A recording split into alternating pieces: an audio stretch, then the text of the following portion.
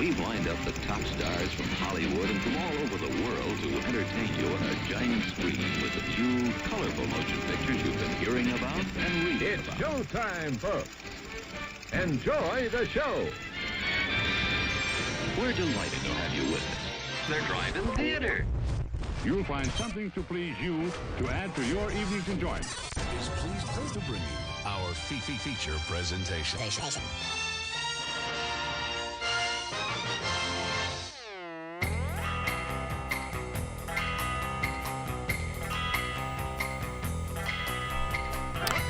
What's up, everybody? You're tuned in. It's Monday night. It's 8 o'clock Central Standard Time. It's December 5th, 2022, and this is the Drive-In Speaker Box. We're going to be talking about rootin'est, tootin'est movies we done seen this side of this week. I'm your host, Bo, the boom operator. Yeah! And now I'm Slick Doggy the Grip. I don't know why we're doing this. I don't either. It just kind of felt right. Well, welcome to the show, guys. If this is your first time, sorry about that. Yeah, or you're welcome. Or they're like, wait a minute, these guys aren't rootin' tootin' at all, and they turn us off. This stuff's produced in New York City. New York City. Get a rope. Anyway. Yeah, only Pace Picante up in this studio. Which is like, how is that the credible salsa? Pace Picante sauce is bullshit. It's pretty good to snack on. I mean, guy. it is. It's just ketchup with peppers in it. Like, it's, I mean. That's what salsa is. But man, it's just like extra ketchupy. But anyway. Which one? Are you getting the medium or mild? Well, or everywhere. I don't buy it at all. But every time you go somewhere, you get the medium or the mild. You never get that like a spicy picante, and it's never hot like the caliente. Mild is good. The mild's or medium's the good one to snack on. Mild has no spice. The medium is the good None one. of them have a spice. Chunky medium. That's the correct paste to use. Chunky medium is, you could put that shit on macaroni and cheese. Like, it is just so bland in flavors. That's a good-ass idea. And honestly, yes, it is. You're welcome, everyone. Yeah, I stumbled into Bo's Bites right away. But anyway, we talk about movies, and we're going to be talking about And movies snacks. and snacks right here on the show. This week, went and saw Violent Night. Mm-hmm. We have not talked about it to each other yet. We went and saw two separate show times. We're going to be talking about it later in the show. Shout out to already in the Twitch conversation. Vince, Velvet Santa, Furious Apology, already jumping in, getting a resub, 16-month resub. Thanks for that one. Adam over there on YouTube saying, yo, what up, dude? And agreeing that none of them have the spice. Man, it really depends on how white person your taste buds are, I think. You know, like there's some people for sure that they're going to be like, oh, hot. No. But those people are so wrong. They're so wrong. Yeah, but if you're just looking at something to snack on, that jar is going to empty in no time, dude. There's never enough in those jars. Oh, how? So when you're dipping the chip, like, do you like Tostitos scoop those things and you get like, it's like a shovel, like a corn shovel, or are you one of those people that dips it and pulls it out so you got like the idea of it on the chip? What the hell is that? No, why would you get the chunky if you're not going to get the chunks? I don't know, but I've seen it. That's not how you eat salsa. I've seen it with There's my eyes. not one person that eats the water from the salsa on their chips and thinks that's an okay move. I've seen it. I have seen it with my own eyes. Adam says he's a Thai hot baby kind of guy. Well, they don't make Pace Picante sauce. Vince has got a chat to get a shout out. Bots got to be coded better. Yeah, bots coming in with the Doritos emojis. Oh, Velvet Santa, yeah, an entire pallet of salsa fell at Sam's. I bet that smelled horrific. I wouldn't want to look at it ever again either. No, it wouldn't. Fury says, I feel like Bo's Bites segment needs a how white section. Honestly, like there are so many white ass foods. Like I saw a funny sweater. Do you guys follow Middle Class Fancy on Instagram? It's just a really hilarious Instagram feed, and it's all like in the Chili's font, and they're all making fun of like Rand and Nance, and they're going to Chili's. It's like all this kind of stuff, but they do clothes, and one of them just like said, "I'll have the chicken tenders, please," and I thought it was pretty funny. Anyway, salsa water and the Camelback for long walks, So says gross. Vince on Twitch. That's funny about Adam saying Thai hot. I think that's the last time I saw him was getting some spicy Thai food. Hey, you know what? We're here to talk about movies. Let's do it. Let's talk about. We literally just discovered this while we were, on Twitch. What we do, for those of you that are listening to the podcast, for those of you that are listening on Facebook and YouTube, we've kind of been doing this thing because I'm up here anyway getting ready, and I just roll the cameras, and it's just like behind the scenes, a little dirty gack. We're just hanging out talking, and we discovered in that little hanging out talking segment, Kirstie Alley just died. She just literally just died, like just a moment ago. The news hit. Well, yeah, I mean, she could have died an hour ago, 2 hours ago, yesterday. We don't know. But that's a total bummer. I know. Cancer's a total bummer. 71 years old. And, like, I think we both kind of took us by surprise. Like, God, 71 already? Well, that's because I'll watch Summer School or Look Who's Talking. Yeah, or Star Trek. And it's like, yeah, you wouldn't, I just didn't even think of her being that I only aged. thought of her as immortal. Because, I mean, Vulcans live a long time. What have you been doing lately, Kirstie, other than battling cancer and losing? Wow, dude. Well, I mean, it happens. Chef Stephen Brooks jumping in on Facebook. He says it's because we are getting old. Yes, Chef. And actually, he and I, we filmed a segment for a show that I do called Later with Jason Sewell, and he has got a new catering company in WA. Old Chef Brooks himself going to be very soon dropping it big here on NWA. You can get some of his killer food catered at your own event or to his kitchen. You can go to his kitchen. You go where the man is. He can play drums, and then he can make you the best rack of ribs or steak you'll ever have in your life. Shout outs tonight, Alishley over on Twitch. Late to the party. Good evening. No, to just you. on time, really. You know what, though? Before moving too far away from the celebrity passings of the week, with Kirstie Alley, there, this past week, we also lost Christine McVie from Fleetwood Mac, which isn't really movies, but their music Is in every perforates movie. film and television. There was also Vince showed us this one, neighbor Bob from Sesame Street. That dude was 90. And then a relatively young actor here, Brad William Henke, passed away at 56. Not really. He's been acting since the mid-90s. He was like an NFL dude, moved to acting, but he was in everything. One of his more recognizable roles, he was the catcher in Space Jam that told Michael Jordan what pitches were coming in. Yeah, but you've probably seen him in a ton of things because, man, he was in Nash Bridges. He was in ER, The Pretender. He was in Gone in 60 Seconds. He was in every TV show you could As think Dina of. says, who's going to take care of Barkley now that Bob is gone? Dina, always with the deep cuts. But yeah, so, I mean, not a good week for celebrity passings, I guess. Yep, not a good week at all. But in other news, though, Willow dropped this week, apparently, and I didn't see it. We were just reminded of that. Going to be checking that out later this week. We talked about old dude coming back in control of Disney and his one thing. The other Bob. Yeah. His whole thing is he wants to make streaming more profitable. But get some advertising budget out there besides Star Wars, I guess. Let people know about things, because the only time I ever see anything is Star Wars or MCU. Yeah. But, they're going ad-supported on Disney+. Plus. They're going to have another option. Did Crackle figure it out at the very beginning? Was Crackle the ones like, we know how this is going to end? It's going to end with ads. And Crackle's just Sony. Yeah, and they just started with it.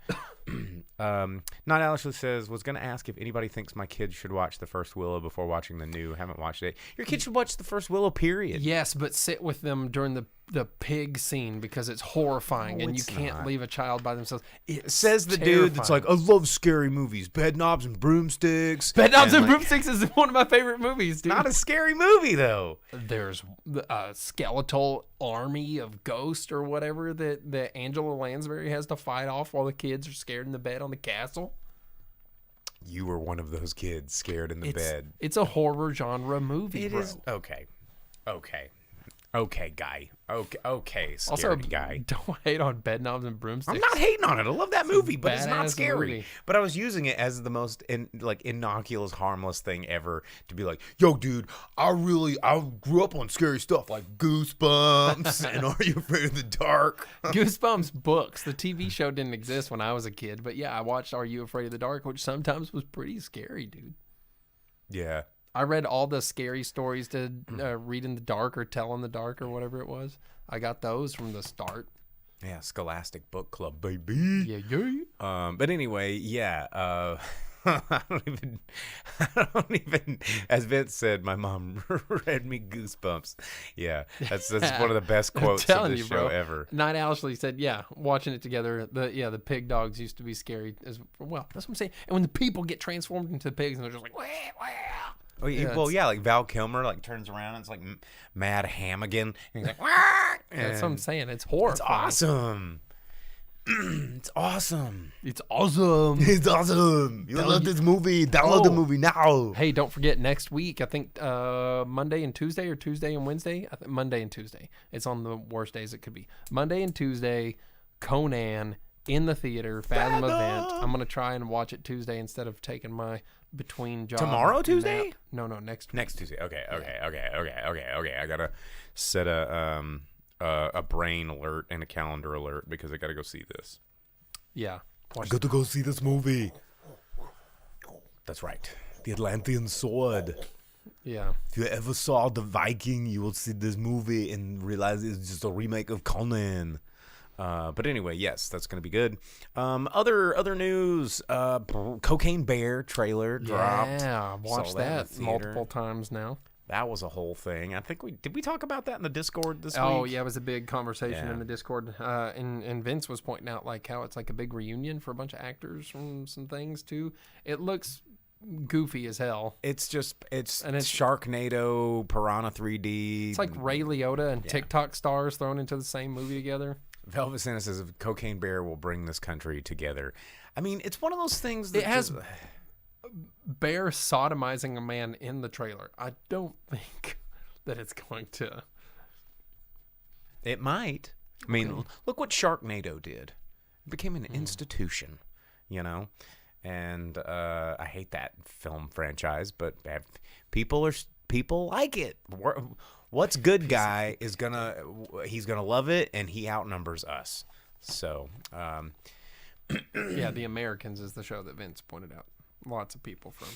but let's see what else came out. News of Kevin Spacey returning to voice acting, which is kind of, big news depending on where you stand on that side of the debate. Like, of course, he's not going to be in acting, but like, I'll still get paid, but no one's going to know it's me. And that's kind of weird. What else is in the news? Did you have something? Yeah.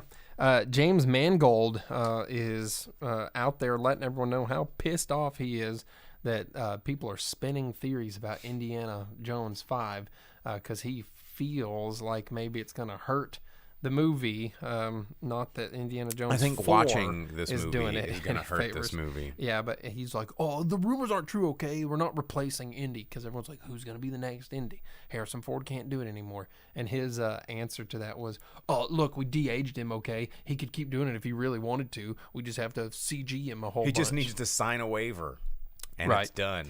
So James Mangold's out there just fighting Trying to his damage control. fight, being like, it's not going to be Phoebe Waller-Bridge, okay? She's not going to be the next Indy. Leave it alone, you guys. She's going to be Montana Jones. Yeah. Hannah Montana Jones. Last night at the Kennedy Center Honors, Sacha Baron Cohen brought Borat out of retirement.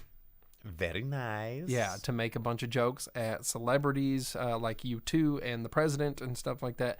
However, you will not be able to see it televised until the 28th, and the expectations is that it's probably going to be heavily edited, and you won't get to see all of Sacha Baron Cohen's jokes that make Borat worth watching. And then talking about awards, did you see this? In the first ever Children and Family Emmys that will air on the 11th. That's this coming Because Sunday. everything needs an award. LeVar Burton is being given a Lifetime Achievement Award. He needs an Academy Award So he's for a going. lifetime achievement. Not a. We just invented this award last week, and you get the lifetime achievement. In Yeah, it. but he's going to be the first one to ever be awarded that through this Children and Family Emmys. He already has 13 Emmys, 3 NAACP awards, and a Grammy and a Peabody. I didn't realize that LeVar Burton had that many LeVar Burton awards is and accolades. a living god. LeVar Burton's a cool dude, real nice guy. And it's being presented to him by Lawrence Fishburne, good buddy of LeVar Burton. And you know who's hosting the Children and Family Emmys? Dave Chappelle. No, that'd be funny. Jack McBrayer, because they're just Okay. like, who's the most childlike adult in the world today? Let's do it. Yeah, and they're like, get me the Wreck-It Ralph dude.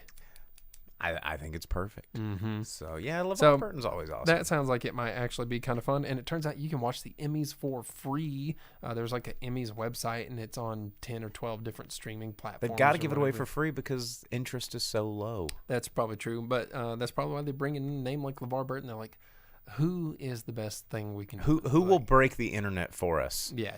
If we bring him in. Who's beloved by everybody ever? Get Jordy. Forget the episode where he goes to horny jail. That's right. Horny jailed Jordy. Oh, poor Jordy. He's Yeah. just an engineer. A In blind love one. with a hologram. And then when she's the real lady on board, he's like, why aren't you like my hologram? I programmed to like me. And they're like, wait a minute. Say that again slowly. And he's like, whoa, never mind. Did not make a sex program out of you. Okay, hold on. Going back to the beginning of the show, Vince said he couldn't take it anymore. He looked it up, and I said with a disapproving face, I said, there's nothing about 90s music that's so good. Okay, well, that's right in Stands the correct. middle. We I were guess. arguing. Jake said that all 90s music was trash.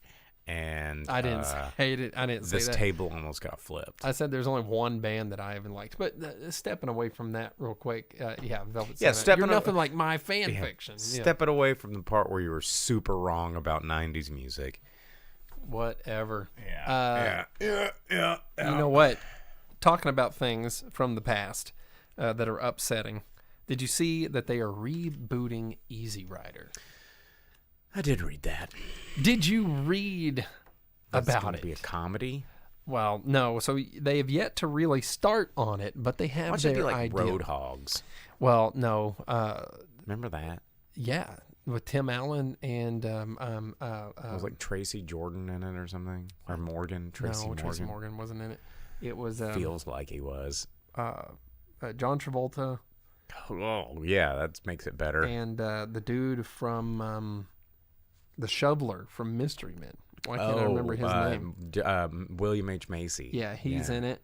And Everyone else that's House Party, Kid and Play. Big Mama's House. Did you No. see that they're remaking House Yeah, Party? I'll talk about it in a second because Martin Lawrence. What you gonna do? Martin- I don't know. Yeah, he was in House Party 2. No, but he was the DJ in the first one. I thought he was DJing the second No, one. he's the DJ in the first one. Okay, yeah, you're right, he Anyhow, is. he's part of the biker Because gang. Doug and- E. and- Fresh was in the second one. Yeah, Ray Liotta's the bad guy and everything. Wild Hogs is what that's called. It's a good movie, man. I like Wild Hogs. Only because it's about motorcycles. Has a really hot Tia Leone in it. Well, it's Tia Leone. Yeah, no, not Tia Leone. What's her name? No, that's not her name. Tia Leone's cool. Yeah, she is. No. Do you need me to look it up? Yeah, I can't remember names. The chick from My Cousin Vinny, bro. Oh, if you hadn't said it, she's hot Aunt May now. Yeah. Well, now I want to think about it because I know it. Well, there, Vince. Yeah, Marissa Tomei. Thanks. Vince figured it out. There we go. So Probably anyhow, using the internet. the point of this is Easy Rider reboot. Currently, they're looking for writers and directors to bring their vision to screen. But here's what it is: Kodiak Pictures and Defiant Studios, right? They they want it to express the modern subculture of youth, right? So the article I was reading, How is youth a subculture and not a well, generation?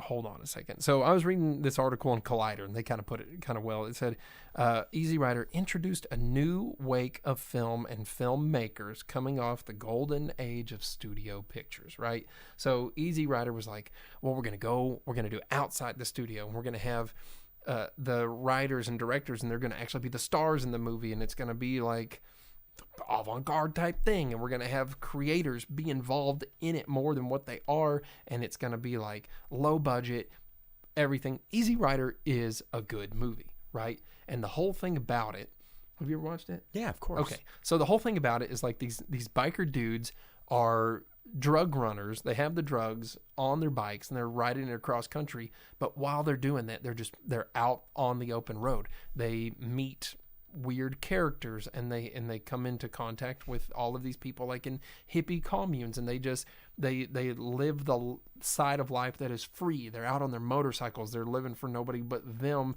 They do have like a deadline and stuff they have to achieve, which is driving them across the country, but they're being leisurely about it. And they're finding these people that are living different ways of lives, but they also encounter people that are super crappy people, like the guys that, spoiler, kill them at the end, by like running them off the road and everything. But It's not a happy movie. no, but the point of it being that it was an exploration of subculture at that time, and in hippies and free love and bikers, Reefer Mania. and everything that was going on then. And you can't remake this movie. You can't. But instead, so what they want to do is from what they said is, It's two dudes decide to go to Sturgis and have the time of their life. no, that would be a better movie because it would be about motorcycles still. So instead, the head of Kodiak Pictures, Maurice Fadida, says he wants to give the youth of today a film that pays serious attention to their countercultures and challenges, right? And he wants young people's experiencing life may seem crazy to older generations, but might become the norm, just like Easy Rider type stuff, which the hippies Was never become the the norm. And he said the original movie played a role in that shift. We want to be a part of that change. So what I'm imagining here, and what I wanted to put in the Discord and talk about, is it's going to be EZ Rider, but it's going to be like, or E parenthesis generation in parentheses Z Rider, right? And the E is going to be lowercase, little electric E, and they're going to be riding on e-scooters or like e-bikes, and they're going to be like going to just like trans rights rallies and stuff like this, and it's going to just be the weirdest film of all time, exploring modern subculture or whatever. And it's not, you can't remake Easy Rider. That sounds so stupid. Yeah, I mean, it's going to be like Bros, but they're going to be on e-bikes. They're going to some festival. Yeah, and they're going to be like Coachella, festy kids. Yeah, or exactly. Wooks, bunch of yeah. wooks going to go see wub wub music. Right. Oh God. So they're going to go to like electronic music festival. They're going to be on their e-bikes. They're going to be like super woke or something dumb. Well, Dina brings up a really good point on YouTube. Says he clearly doesn't understand that the impact of the movie was actually the death of hippie and that counterculture. And like how the movie ends. yes, but as I was explaining to someone before the show started, which I think, I don't know if I mentioned this, I won the Nog Off this year at Maxine's Tap Room, and my strategy was to not do anything creative, but to only pander to the everyman. And I was like, you know what? I'm just gonna make Nog for What's Good Guy, and then we'll see if I won. And I won by a landslide. Oh, I know I told the story, but I wasn't sure if it was on the main episode. And won by a landslide. And what does that say? What does that say about art? The death of art. Yeah. Well, someone in the comments down there said Easy Rider being made for TikTok or something like that. yeah. Yeah, they're going to be TikTokers going to Coachella. They're going to be like, kids that are unsure about who they are and what they like, and they're going to be riding e-bikes. Yeah, maybe the end of that, someone will run them off the road. That would be the best possible thing for that movie. Just like splat them. But that would offend somebody. So Yeah, and Ben said it's hard for a title alone to make him angry. Good job. Is that about my Gen Z writer title that I had? Or is it like just the remake alone? Oof, oof, oof. And someone said something else about them towing the bikes behind the trucks as they go to Cracker Barrels. I really doubt that they're going to appeal to the youth of today by having them be actual bikers. It's just not going to happen. Anyway, let's talk about what movies are coming out in theaters this weekend, because there ain't much, dude, because everybody's kind of giving Avatar a pretty wide berth here to make sure that they don't get stepped on by the $8 billion blue foot of James Cameron that is coming down on them. So yeah, really about there's a couple of movies coming out. They're all kind of indie movies. The Whale is finally getting a little bit of a release. Everybody's talking about Brendan Fraser's performance as, the huge fat guy in that movie. Oh, which when I was already set on watching Violent Night, and I had invited my brother and everything. When I went to buy my ticket, I saw that we got that Bones and All. Yes, we have it here. I want to go see that. I have not had a chance yet. Anyone local that wants to see that, we have it here right now. So if you Bones want and to All. take advantage Timothée of that. Chalamet just munching on a guy. I'm pretty sure that's what that movie's about. I saw it takes place in like an alternate timeline. Yeah, where they eat people. Soylent Green. Also coming out, spoiler alert, if you've not seen this movie, it is a story of two, Michael and Kit's relationship. These two guys taking a tragic turn when one of them is diagnosed with terminal cancer, but it is starring Mr. Bazinga himself, Jim Parsons, and counterparted with Ben Aldridge. So I've heard that it's pretty good. It's the celebrating the holidays with a movie that'll move you like no other, says the poster. Also coming out this week, Empire of Light, which is a drama about the power of human connection during very turbulent times, set in an English coastal town in the 1980s. This one's got a lot of olive branches on it, so you can kind of figure out what the tone of that is. But it's starring Colin Firth, Olivia Colman, Michael Ward, Tom Brooke, Toby Jones, and more. You can check out those olive branches. Were Ben said Michael and Kit like Knight Rider? Were the characters' names? Was one of them Michael? Was Jim Parsons' character's name Michael? Oh, we're talking about it's Michael and Kit. Michael. Look, it was directed by too. Michael Showalter. Yeah. How about that? I love Michael Showalter. Well, of Wet Hot American Summer fame. But this looks a little more serious than what Michael Showalter is used Michael to. and Kit like Knight Rider. That's a good catch. And there's a new Hot Wheel out. It's a Hot Wheels Kit concept car. how is that even, what? It's like a futuristic looking thing. It's like if Kit was like a Lambo Kit car or something. It's kind of sick. Well, where is it? Did you bring it? It's in the van. Okay. Well, there's a new Hot Wheel, ladies and gentlemen. And the grip has it. And his slick, dowgy fingers. But anyway, those are the movies that are coming out this weekend. Probably not a lot of them are going to come near you unless you live in a larger regional market.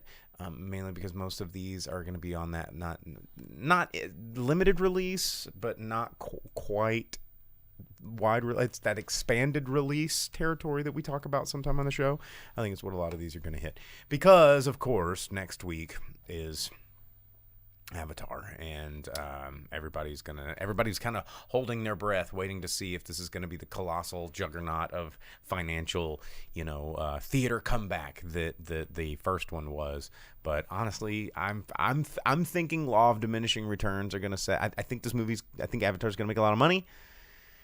Vince is asking the predictions. I think it's going to make a lot of money. I think it's going to be a terrible movie.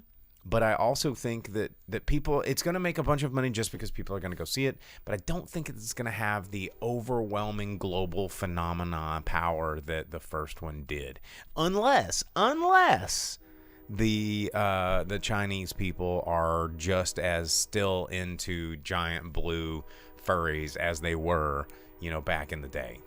For lessies. For lessies. Dina says that it needs to make at least $2 billion to break even. Is that just for this one, or for all of them that they filmed in conjunction together? Because Avatar 3 was filmed at the same time as this one, right? 3 and 4. Mm-hmm. Well, I don't think 4. I think 2 and 3. Yeah, I think they're still working on 4, but. Good grief. But yeah, that's what's coming out in theaters this week. And now we're going to talk about a movie that is in theaters right now. You can go see it. You can check it out. And it is cool because it is a holiday movie. It seems a little early for this movie to come out, if you ask me, because I don't think it's going to stay in theaters all the way through Christmas. It'd be stupid not to, but, depends on Avatar. Black Panther and Avatar. And then Puss in Boots. Puss in Boots is coming out, and that's a movie for the kids. And I don't think any other big movies come out this month other than Avatar. Everybody's kind of freaking out about that one. It's the holiday movie. But anyway, we saw Violent Night, a 2-hour long, action-packed, fun holiday fest. And watching this movie, I could totally hear the studio executive going into the office going, hear me out. We're going to make Die Hard again. But instead of John McClane trapped in the building, it's a disgruntled Santa Claus. And they're like, here's the budget. Go make it happen. And have you ever seen The Santa Claus? Well, yeah, of course. Have you ever seen friggin' Die Hard? Yeah. Yeah. Have you ever seen The Ref? Yeah. And Home Alone? It's like one part. It's the family from The Ref that you cannot stand and want to murder.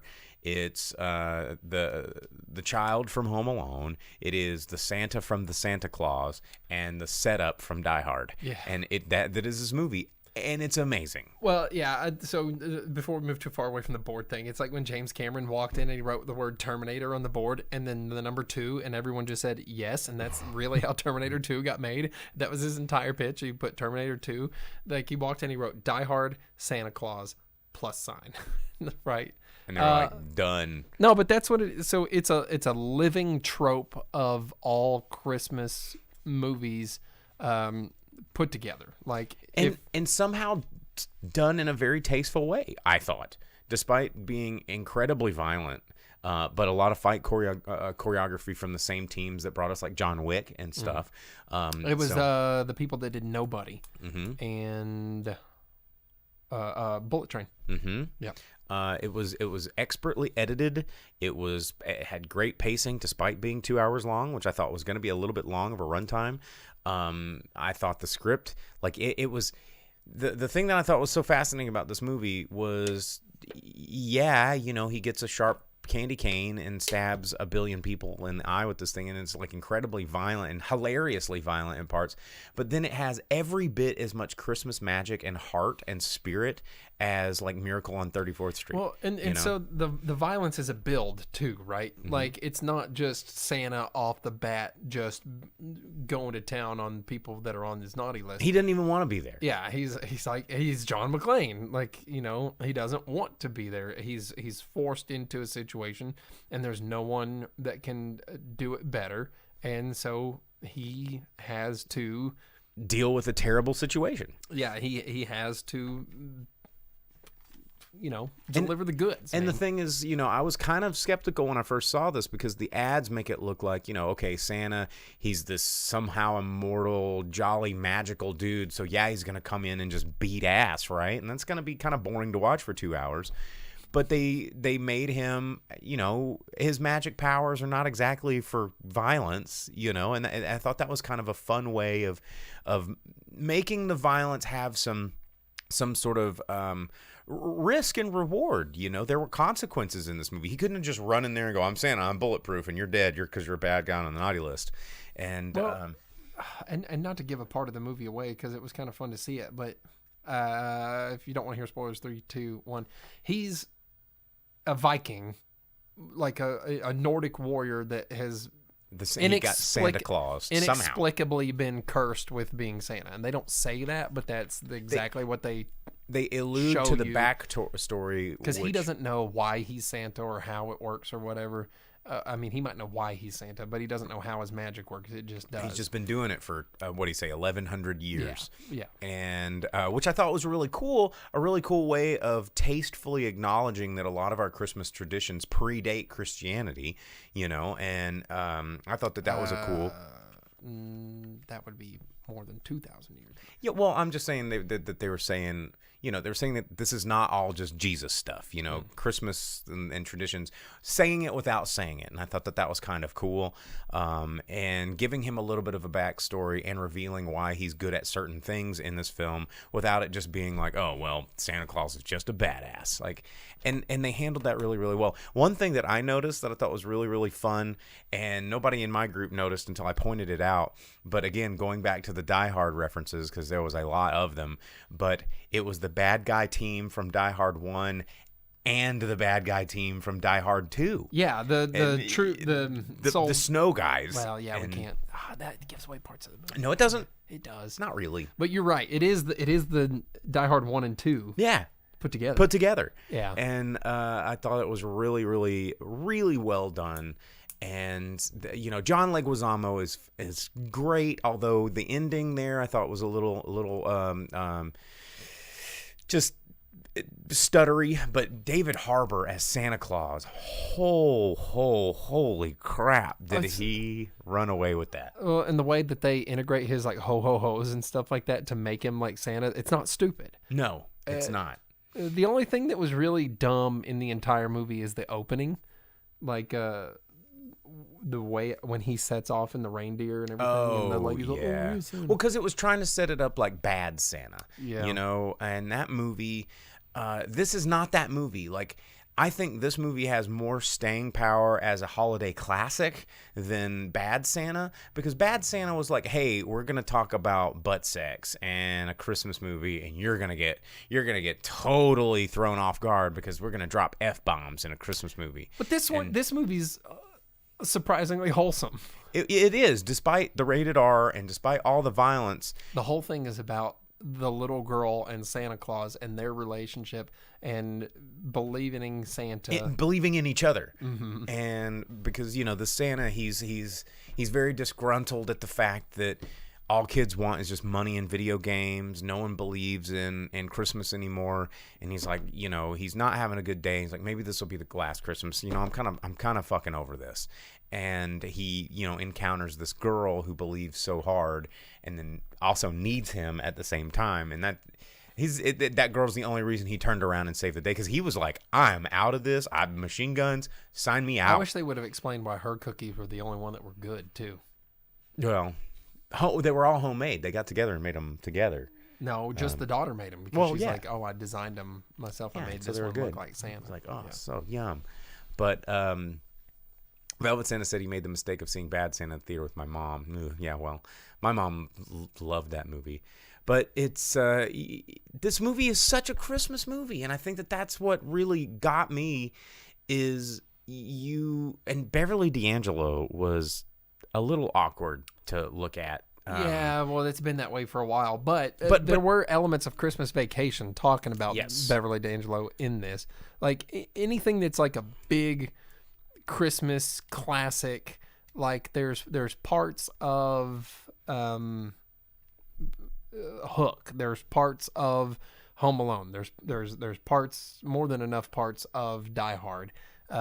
Which, if you need any more unequivocal proof of Die Hard being a Christmas movie, the existence of this movie is proof that Die Hard is a Christmas movie. They even have like Die Hard and Home Alone stuff overlapped where it just makes the most sense. Well, and one of the gifts he pulls out of the bag was like a DVD copy of Die Hard. Yeah. And, you're like, yeah. No, it was Home Alone. No, it's Blu-ray Die Hard, because I said, I just bought that because I did just buy that. Because the girl watched Home Alone the night before. Mm-hmm. Yeah.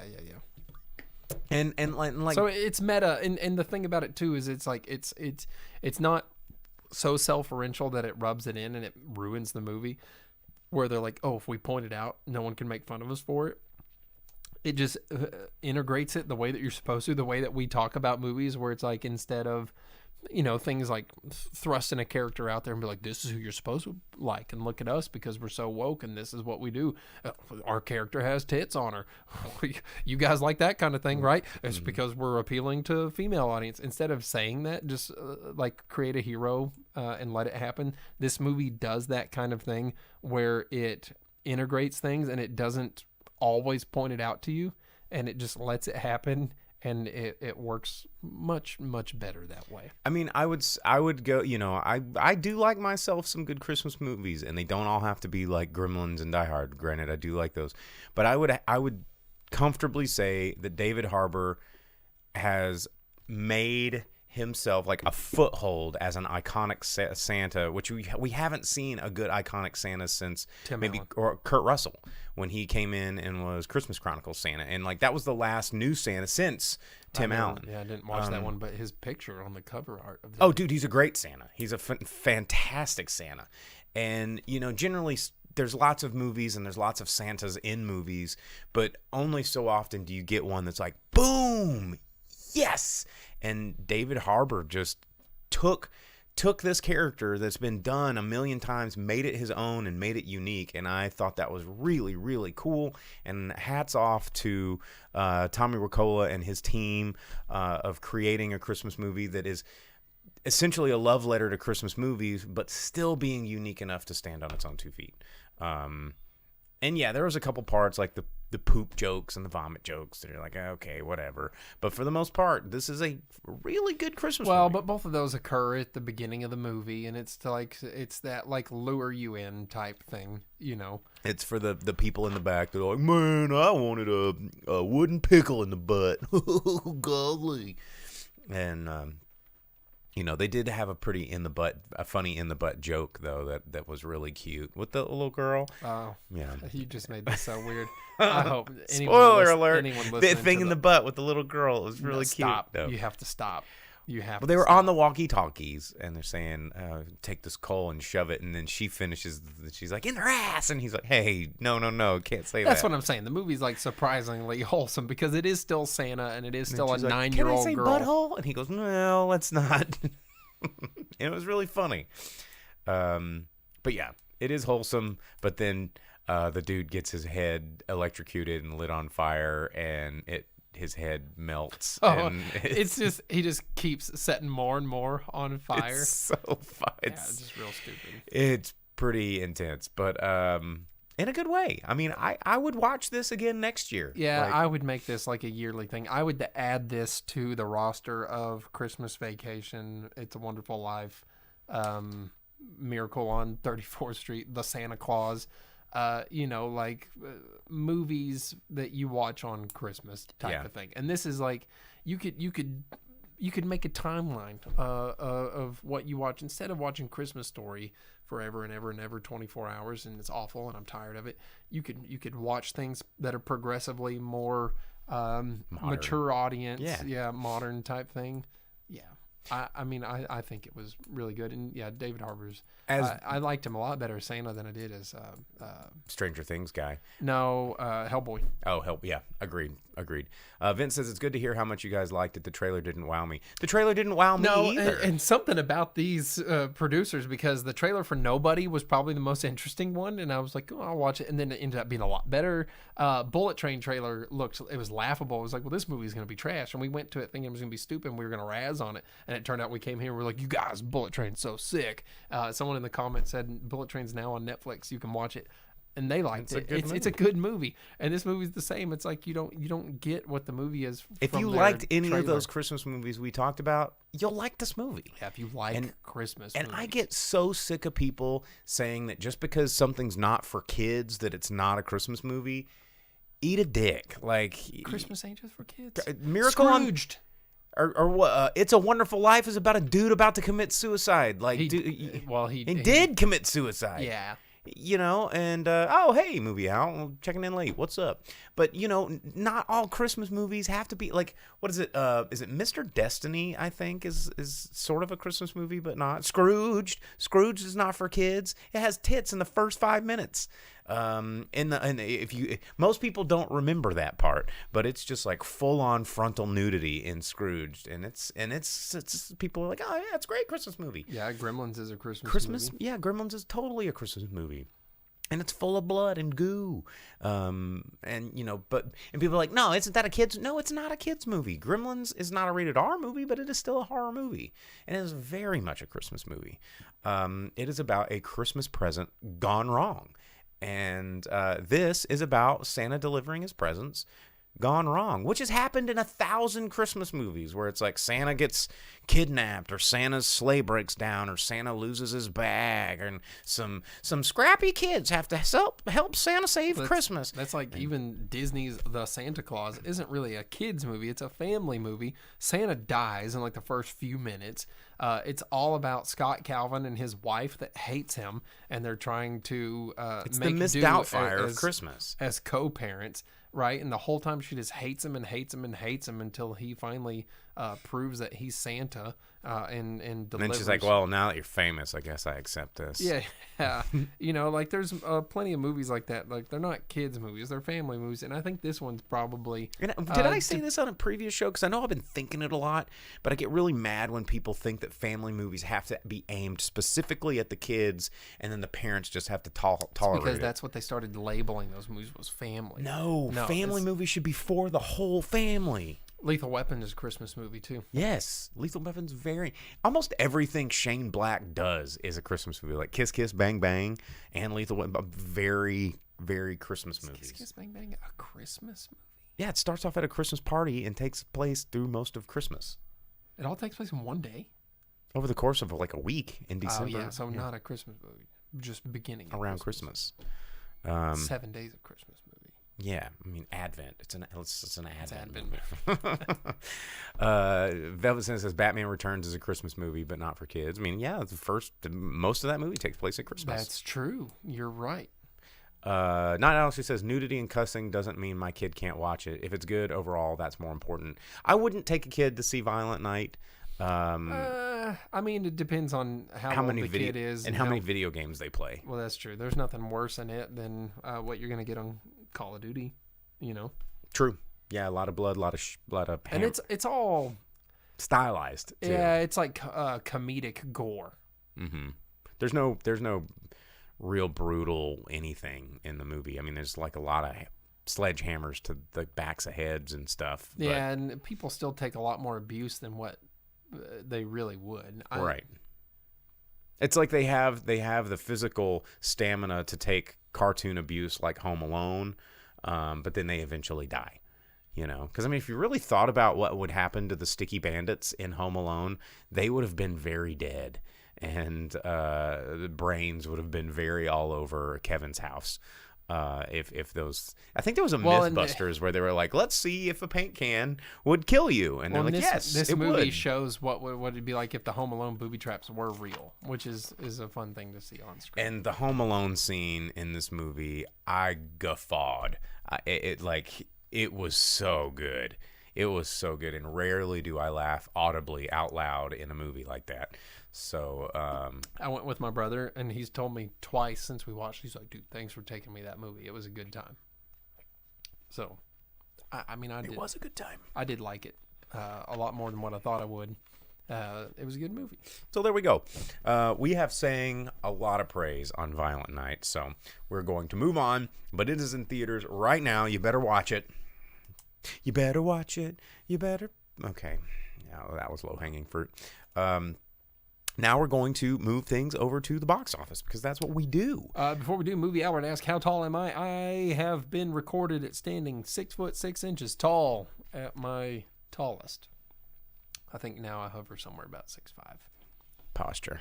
Yeah, I've had some spinal cord compaction from some unfortunate accidents and incidents I've been involved in. I need to do yoga, but I hate it. Broga, maybe. Or what about like DDP Yoga? Ooh, I could try that. Maybe he'll come visit me like he did another famous streamer, or I say another famous streamer, a famous streamer from our local area here, Boogie. Oh, did Diamond Dallas Page come and visit Boogie? Mm-hmm. Yeah. Why did he come visit Boogie when he could have visited? We got a friend of ours. The Arlie's really big into DDP Yoga. That's how he lost all his weight. But this, oh really? Yeah. Oh, I need to talk to him about that. Yeah, he's really into it. Yeah, that's awesome. No, this was years ago. Trying to think, how many years ago? 5, 6, 7. This was like 7 or 8 years. Well, yeah. Talk to Arlie. He's on the DDP train. So anyway, we're going to give you the top 10 movies in America. We're going to give you the box office roundup because we give you domestic numbers only because that is what the money guys only look at. That's just how it works. So this past weekend, I believe, was December 2nd through the 4th, 2022. Turn things over to Jake. He's going to give you this roundup starting with number 10. Take it away, dude. Yeah, number 10 coming in, holding on in its 7th week. Ticket to Paradise brought in $850,000. Only in 1,700 theaters, but that brought its domestic total up to $66.5 million. Not bad for a movie that no one heard of until the day it was coming out. And in its 3rd week of release, now in 2,700 theaters, we have it here locally now. Bones and All brought in just shy of $1.2 million. Its domestic total is right at $6 million. It's probably sure to grow as the movie comes out. If it hangs in there, I imagine there's probably some interest still generated around this movie. I still see trailers for it, so hopefully people will go watch I do want to it. see this one. I might check it out this week if I've got time. Because, I mean, there's nothing really else that's in theaters. It's like really calling my name. Yeah, if we don't get The Whale here. Mm-hmm. Yeah. Coming in, number 8 in its 4th week of release, The Fabelmans, still not in very many theaters, only in 638 theaters nationwide, but it brought in $1.25 million. It was playing here at our Malco. What? Mm-hmm. Oh, I never checked Malco because I got my A-list. AMC A-list. I only check Malco if I can't find anything at AMC. Well, that's generally what I do is like I'll look for things like Fabelmans or Bones and All and I'll check over, or Fathom Events. I'll look at Malco. Well, and right now at AMC we have a Hindi movie, An Action Hero. It looks really good. So we have some stuff out there. Then where you can watch Fabelmans, you can watch Bones and All, you can watch foreign films. We got it all right now. But yeah, Fabelmans. Its domestic total now at $5.5 million. And then number 7. In its 7th week of release, Black Adam brought in just over $1.5 million. It's only brought in $165 million at the box office.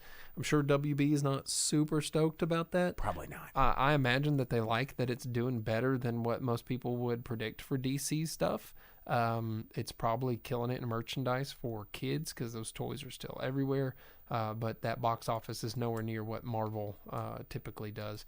And then opening here at number 6, I Heard the Bells. It brought in $2 million. This was a Fathom event too. Yeah. So Bible movie. I guess it was out for a little bit longer too because it has 2.7 as its total.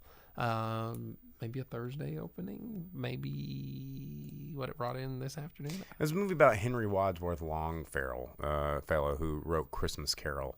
And pretty Jesus-y. Not like a Christmas Carol, like he just wrote a Christmas Carol. The beloved Christmas Carol and its author is what the tagline says. Charles Dickens wrote a Christmas Carol. That's what I'm saying. Yeah. Okay. And then in number 5 spot, 2nd week of release, $2.7 million was brought in by Devotion. So its full total is now $13.75 million. How about it? 3rd week of release, number 4, The Menu. You reviewed it on the show, and it just I think it just left some of our theaters here in Northwest Arkansas, even though it's still playing. I did not see it at. It only left 400 theaters, and unfortunately, ours was some of them. Yeah. Love that movie. Brought in just under $3.5 million this past weekend. So its domestic total sitting at 24.6. And then in its 2nd week of release, another shame of Disney, Strange World, brought in $5 million though. Made some money. Its domestic total is only at $25 million, and Disney Animated expects a lot more than over that. 130 on this one. So What part of that was advertising? yeah. 0. They give it the John Carpenter treatment. Vince says Menu versus Violent Night. Gosh.